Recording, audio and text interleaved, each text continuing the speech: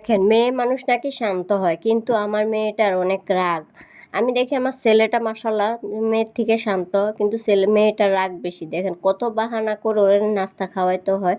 সকালবেলা হলেও আমার একটা পেরেশানি হয় ওর নাস্তা নিয়ে, দুপুরবেলা হলেও ওর খাবার নিয়ে একটা পেরেশানি করতে হয়, কারণ ওকে অনেক বুঝায় সুঝায় খাওয়াইতে হয় আর কি। আসসালামু আলাইকুম, কেমন আছেন সবাই? আশা করি যে যেখান থেকে দেখছেন সবাই অনেক ভালো আছেন।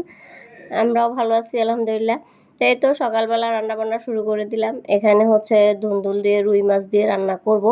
তা আমি ধুন্দুলগুলো কেটে নিছি, মাছও ভেজে নিছি। তো সবগুলো আসলে একসাথে রেডি করে নিলে সময় লাগে না আর কি রান্নার। আর এখানে এক চুলা আমি ভাত বসাই দিলাম, এই তো ভাত হইতেছে এখান দিয়ে। আর আর আরেক চুলা আমি তরকারি রান্না করব।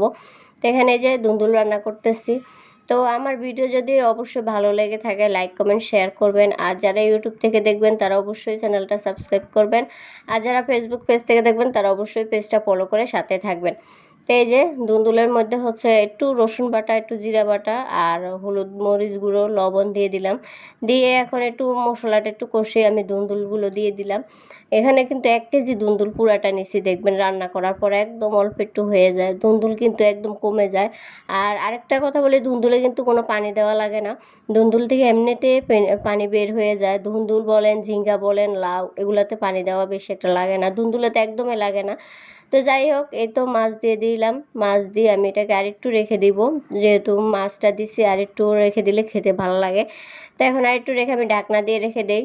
তো এখান দিয়ে আবার আরেক চুলা আমি পটল ভাজি করবো। ওখান দিয়ে তো ভাত হয়ে গেছে, তো আরেক চুলা আমি পটল ভাজি করতেছি। আর পটল ভাজি, বেগুন ভাজি বলেন, এগুলা দিয়ে না ভাত খেতে অনেক ভালো লাগে, অনেক অসাধারণ লাগে আর কি। এগুলো বেশি ভাজতে হয় না, হালকা ভাজতে হয়। তো এই যে দেখেন আমি একটু জিরা বাটা, একটু হলুদ লবণ দিয়ে মেখে ভাজতেছি। আর এই পটল ভাজি কিন্তু একদম চুলা কমায়া তারপরে ভাজতে হয়, কারণ চুলা বাড়াইয়া দিলে দেখা যায় এগুলো পোড়া লেগে যায়, তখন আর খেতে ভালো লাগে না। তো এখান দিয়ে পটল ভাজতে ভাজতে আমার কিন্তু তরকারি হয়ে গেছে। যে দেখেন তরকারি কিন্তু আর ঝোল কমানো লাগবে না, পরে দেখা যাবে আরও ঝোল কমে যাবে। আর এই ধুন্দুল কিন্তু আপনারা চিংড়ি মাছ দিয়েও রান্না করে খেতে পারেন, অনেক ভালো লাগবে। আর এখান দিয়ে আবার রান্নার ফাঁকে আমার শাশুড়ি মা বললো যে আম কেটে দিতে, তো মাকে আম কেটে দিলাম। তো সালমানও খাবে, এসেও খাবে, ওরাও খাবে আর কি। তো এখান দিয়ে আমার পটলও ভাজি হয়ে গেছে আম কাটতে কাটতে। তো আমি নামিয়ে নিলাম, আর এখানে একটু পেঁয়াজ, একটু কাঁচামরিচ দিয়ে দিলাম। পটল ভাজি তো শুধু খেতে ভালো লাগে না, একটু কাঁচামরিচ পেঁয়াজ দিলে আবার খেতে অনেক ভালো লাগে। তো এর সাথে হচ্ছে একটু হলুদ গুঁড়ো আর একটু জিরা বাটা দিলাম, দিয়ে আমি এখন ঢাকনা দিয়ে রেখে দিব। পেঁয়াজটা নরম হয়ে গেছে, এখন পটল দিয়ে দিব।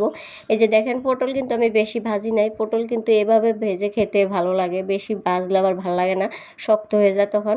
তখন একটু আবার ঢাকনা দিয়ে রেখে দিই আরও কিছুক্ষণ, তাহলে হয়ে যাবে। এই তো দেখেন আমি ঢাকনা দিয়ে রেখে দিছি, আর কি সুন্দর কালার হয়েছে না? তো সবাই ভালো থাকবেন, সুস্থ থাকবেন, আল্লাহ হাফেজ।